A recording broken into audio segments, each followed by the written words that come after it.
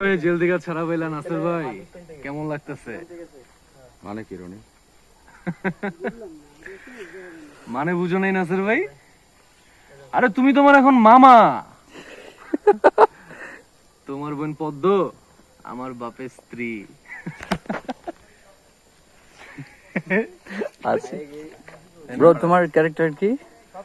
আমি হচ্ছে রনি। এই গ্রামের যে মালিক সে হচ্ছে আমার বাবা, আচ্ছা, আর আমি হচ্ছি তার ছোট ছেলে। মানে হচ্ছে মানে আমিও এক হিসাবে এই গ্রামের রাজা। এই আচ্ছা। রাজা বিদেই সবার সাথে তুমি দুই নাম্বারই করো না? হ্যাঁ, একটু একটু করতে হয় তো, রাজার ছেলে তো রাজা হবে, তো রাজার মতো দুই নাম্বারই তো একটু করতেই হয়, স্বাভাবিক। ভাইজান আপনার ক্যারেক্টার কি?